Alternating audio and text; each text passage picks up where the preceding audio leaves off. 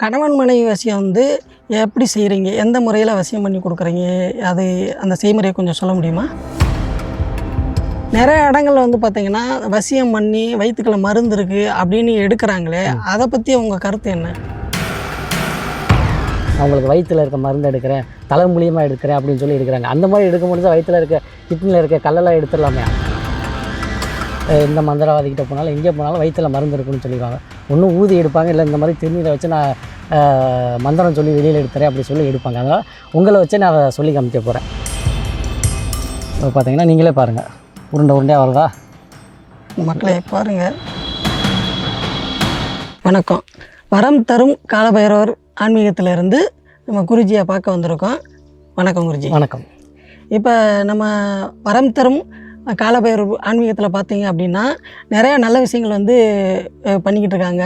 பதிவுகளும் பார்த்திங்கன்னா ஏழை எளிய மக்கள் வந்து எளிய முறையில் வந்து பரிகாரங்களை செய்து நிவர்த்தி செய்கிற அளவுக்கு வந்து நிறையா பதிவுகள் போட்டுக்கிட்டு இருக்கார் ஐயா. இப்போ ஐயா கிட்ட வந்து சில விஷயங்கள் கொஸ்டின் கேட்போம். வணக்கம் ஐயா. மக்களுக்கு நீங்கள் என்ன மாதிரி நல்ல விஷயங்கள் பண்ணிக்கிட்டு இருக்கீங்க? உங்கள் ஆன்மீகத்துக்கு வர்றவங்களுக்கு என்ன மாதிரி நல்ல விஷயங்கள் செஞ்சு ஏழை எளிய மக்கள் முதற்கொண்டு எல்லாருக்கும் என்ன மாதிரி நல்ல விஷயங்கள் பண்ணிக்கிட்டு இருக்கீங்க? இப்போ பார்த்திங்கன்னா நிறைய மக்கள் கஷ்டப்படுற மக்களுக்கு ஃபஸ்ட்டு பார்த்திங்கன்னா பொருளாதாரம் தான் ஒரு மிகப்பெரிய ஒரு விஷயமா இருக்குது. அந்த மாதிரி அவங்க பொருளாதாரத்தை உயர்த்திக்கிற மாதிரி எல்லாருக்குமே பார்த்திங்கன்னா குபேர சக்கர தன வசியத்தை ஏற்படுத்தக்கூடிய வசிய மைகள் இதெல்லாம் இலவசமாக கொடுத்துக்கிட்ருக்கோம். அவங்களுக்குன்னு மட்டும் இல்லை, பார்த்திங்கன்னா இப்போ கணவன் மனைவி பிரச்சனைக்கு தான் நிறைய பேர் வர்றாங்க. அந்த மாதிரி கணவன் மனைவி பிரச்சனைக்கு வர்றவங்களுக்கும் அவங்களுக்கு இலவசமாக வசிய மருந்து, வசிய மைகள் இதெல்லாம் கொடுத்து கணவன் மனைவியை ஒன்று சேர்த்து வச்சு வாழ வைக்கிறோம்.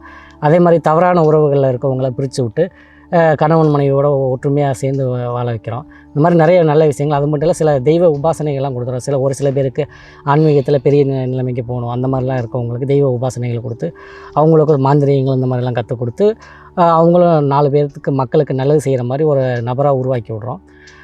நிறைய பேர் பார்த்திங்கன்னா இப்போ தொழில் எனக்கு நான் சரியாக நல்லா போகலை அப்படின்னு சொல்லி அதுக்கும் நிறையா மக்கள் வராங்க. அதுக்கும் காலபைரவருடைய அருள்னால அவரை வச்சு நிறையா பூஜைகள்லாம் பண்ணி அதற்கு சில ஜனவசியமை தனவசியமை அதெல்லாம் இலவசமாக கொடுத்து மக்களுக்கு என்னால் முடிஞ்ச நல்ல விஷயங்கள் நிறையா செஞ்சுக்கிட்டு இருக்கோம். அதில் அதிகமாக வர்றது பார்த்திங்கன்னா கணவன் மனைவி தான். ஓகே. இப்போ கணவன் மனைவி வசியம் வந்து எப்படி செய்கிறீங்க? எந்த முறையில் வசியம் பண்ணி கொடுக்குறீங்க? அது அந்த செய்முறையை கொஞ்சம் சொல்ல முடியுமா? இப்போ கணவன் மனைவி வசியம் பார்த்திங்கன்னா நம்ம காலபைரவரை வச்சு தான் எல்லாமே பண்ணிக்கிட்டு இருக்கோம்.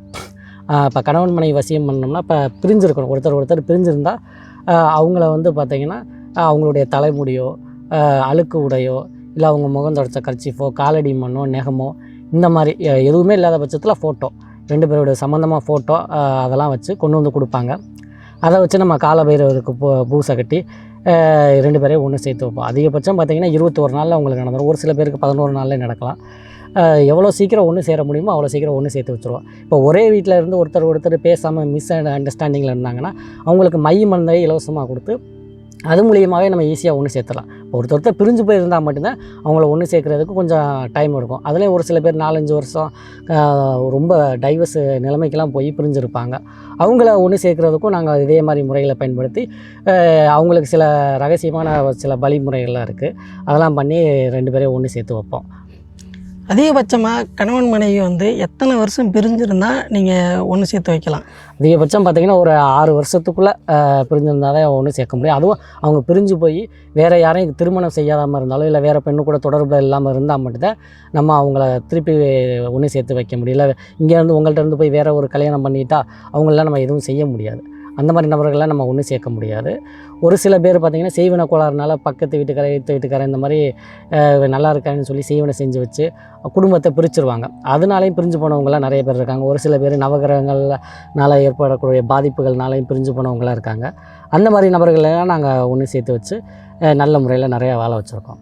இப்போ அடுத்து இன்னொரு விஷயம் பார்த்தீங்க அப்படின்னா நிறைய இடங்கள்ல வந்து பார்த்தீங்கன்னா வசியம் பண்ணி வயிற்றுக்குள்ள மருந்து இருக்குது அப்படின்னு எடுக்கிறாங்களே, அதை பற்றி உங்கள் கருத்து என்ன?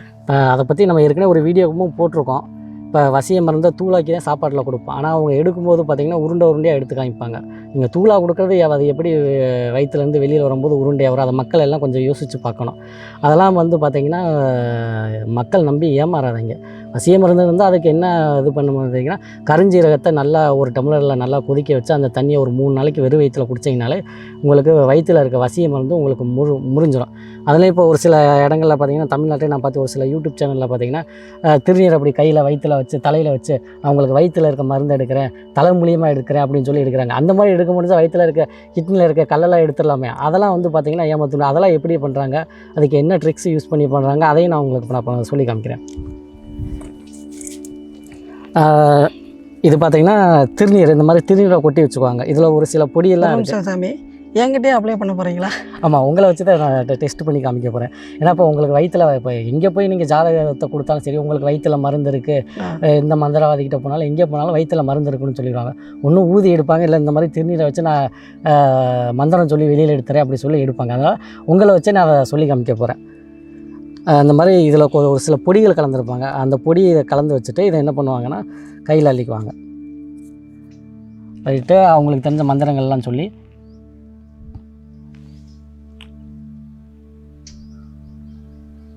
இப்போ ஒரு உடம்புல உள்ள வசிய மருந்தை நான் அந்த திருநீர் மூலயமா வெளியில் எடுத்துட்டேன் அப்படின்னு சொல்லி சும்மா ஒரு 3 தடவை எச்சி துப்புற மாதிரி துப்புங்க. துப்பிட்டு பார்த்தீங்கன்னா நீங்களே பாருங்கள், உருண்டையாக வருதா? மக்களே பாருங்கள், வெறும் திருநீர் தான். திருநீரில் இந்த மாதிரி உருண்டையாக வர வைப்பாங்க. இதெல்லாம் ஒரு ட்ரிக்கு. இதுக்குன்னு ஒரு சில பொடிகள் இருக்குது. அந்த பொடிகளை சேர்த்து இதில் நீங்கள் ஈரம் படும்போது ஒரு சில பேர் என்ன பண்ணுவாங்கன்னா அவங்க எச்சி துப்பும்போது எச்சி பட்டோன்னா அந்த திருநீர் வந்து இந்த மாதிரி கட்டி ஆயிரும். அது வந்து வசிய மருந்து மாதிரி தெரியும். ஒரு சில பேர் என்ன பண்ணுவாங்கன்னா இதே எலுமிச்சம்பழத்தை வச்சும் செய்வாங்க. எலுமிச்சம்பழத்தில் சின்னதாக ஓட்டை போட்டு உள்ளே அந்த பொடியை கொட்டிடுவாங்க. இப்போ பொடியை வச்சு எலுமிச்சம்பழத்தை வச்சு நீங்கள் அந்த எலுமிச்சம்பழத்தை அறுத்து பார்க்கும்போது அதுக்குள்ளே இந்த மாதிரி வசிய மருந்து மாதிரி வரும். இதுவும் ஒரு ட்ரிக்ஸ் தான். இதையும் நம்பி யாரும் ஏமாற வேண்டாம். வசிய மருந்து இருக்குதுன்னு சொன்னால் நீங்கள் பண்ண வேண்டியது கருஞ்சீரகத்தை வாங்கி நல்லா கொதிக்க வச்சு குடிச்சிங்கனாலே போதும். அதிலேருந்து நீங்கள் நிவர்த்தி ஆகிடலாம். திருப்பி யாரும் உங்களுக்கு அந்த மாதிரி எதுவும் வசிய மருந்து இதெல்லாம் வைக்கக்கூடாது அப்படின்னா நீங்கள் வெளியில் போய் யார் வீட்லேயும் சாப்பிடாதீங்க. டீ காஃபி குடிக்கிறது முதற்கொண்டு எதையுமே மற்றவங்க வீட்டில் போய் சாப்பிடாதீங்க. சாப்பிட்டா உங்கள் வீட்டில் மட்டும் சாப்பிடுங்க. அந்த மாதிரி இருந்தால் மட்டும்தான் நீங்கள் வசிய மருந்துலேருந்து தப்பிக்க முடியும். அதனால் எல்லா மக்களும் பார்த்திங்கன்னா ஒரு விழிப்புணர்வு அடையணும் அப்படின்னு தான் இந்த மாதிரி நான் அதெல்லாம் எல்லா உண்மைகளையும் நான் உங்களுக்கு சொல்லிக்கிட்டு இருக்கேன். இந்த மாதிரி விஷயங்கள்லாம் மக்கள் நம்பி யாரும் ஏமாற வேணாம். இது வரைக்கும் நம்மக்கிட்ட வந்து பார்த்திங்கன்னா இந்த தகவலை பகிர்ந்ததுக்கு மிக்க நன்றி. வணக்கம். நன்றி.